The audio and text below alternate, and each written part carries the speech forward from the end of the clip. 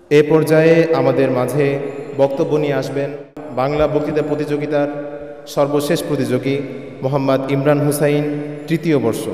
আলোচ্য বিষয় সন্ত্রাস দমনে ইসলামের অবদান। সর্বশেষ প্রতিযোগী হিসেবে মঞ্চে আসছেন ইমরান হুসাইন, তৃতীয় বর্ষ। আসসালামু আলাইকুম ওয়া রাহমাতুল্লাহি ওয়া বারাকাতুহু। আলহামদুলিল্লাহ আলহামদুলিল্লাহি কাফা ওয়া সালামুন আলা ইবাদিহিল্লাযীনা ইসতাফা। আম্মা বা'দ, ফাআউযু বিল্লাহি মিনাশ শাইতানির রাজীম। বিসমিল্লাহির রহমানির রহিম। ولا تفسدوا في الأرض بعد إصلاحها ذلكم خير لكم إن كنتم مؤمنين. وقال رسول الله صلى الله عليه وسلم كل المسلم على المسلم حرام دمه وماله وعرضه أو كما قال عليه الصلاة والسلام. অধ্যকার সাহিত্য সংস্কৃতি ও গবেষণা পরিষদ কর্তৃক আয়োজিত আজকের এই বার্ষিক প্রতিযোগিতার সম্মানিত সভাপতি, অভিজ্ঞ বিচারক মণ্ডলী, আমার সামনে উপবিষ্ট বাংলার দূর দূরান্ত থেকে আগত এলেন কিছু ছাত্র ভাইয়েরা ও প্রিয় অতিথিবৃন্দ, সকলকে জানাই আমার অন্তরের অন্তরস্থল থেকে আন্তরিক মোবারকবাদ।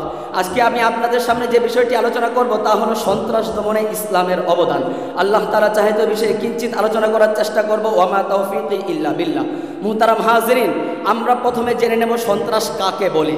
সন্ত্রাস হলো অন্যায়ভাবে কারো উপর জুলুম করে তাকে হত্যা করে সমাজের মাঝে বিশৃঙ্খলা তৈরি করার মাধ্যমে নিজের ফায়দা লুফে নেওয়া। সুতরাং সন্ত্রাস বা সন্ত্রাসবাদ হলো মানবতার দুর্বশ। সন্ত্রাসের কোনো ধর্মীয় পরিচয় নেই। পক্ষান্তরে ইসলাম শান্তির ধর্ম, সহমর্মিতার ধর্ম। ইসলামে সন্ত্রাস ও অশান্তি সৃষ্টিকারীর বিন্দুমাত্রও ছাড় নেই। তাই তো রাসূল আরবি সাল্লাল্লাহু আলাইহি ওয়াসাল্লাম সন্ত্রাস দমন ও শান্তি প্রতিষ্ঠায় ছোট বড় ৮০টির বেশি যুদ্ধ পরিচালনা করেছেন। আর আল্লাহ তাআলা সমাজে অশান্তি সৃষ্টিকারী সন্ত্রাসীদের লক্ষ্য করে সূরা আরাফের ৮৫ নম্বর আয়াতের মধ্যে বলেই দিয়েছেন, ওয়ালা তুফসিদু ফিল আরদি বা'দা ইসলাহিহা যালিকুম খায়রুল লাকুম ইন কুনতুম মুমিনিন।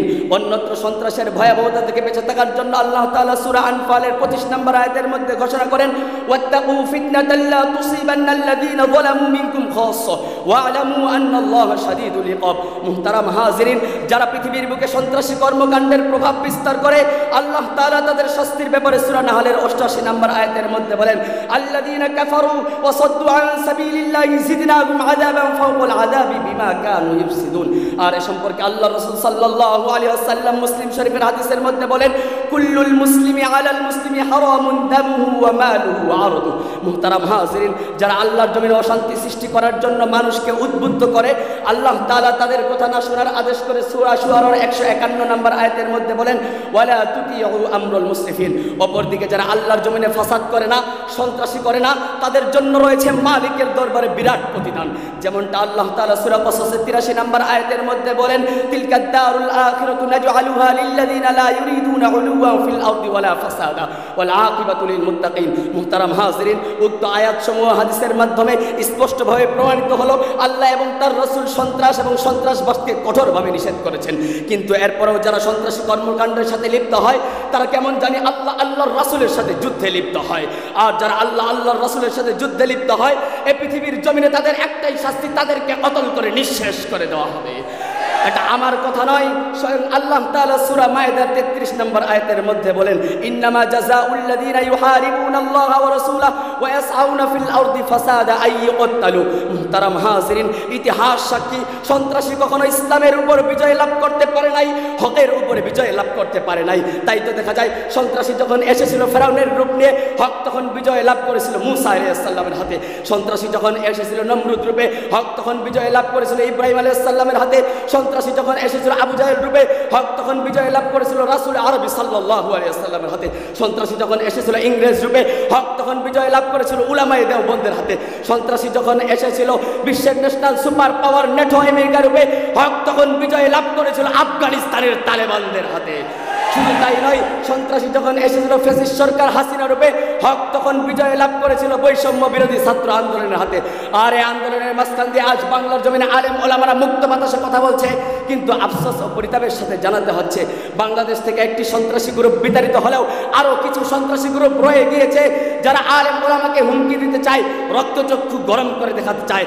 আগামী নির্বাচনে বাংলাদেশ যেন কোনো সন্ত্রাসী গ্রুপের হাতে না যায়, এজন্য আল্লাহর জমিনে আল্লাহর আইন প্রতিষ্ঠা করার জন্য জন্য মৃত্যু পর্যন্ত আলেম ওলামা হকের কথা বলে যাবে।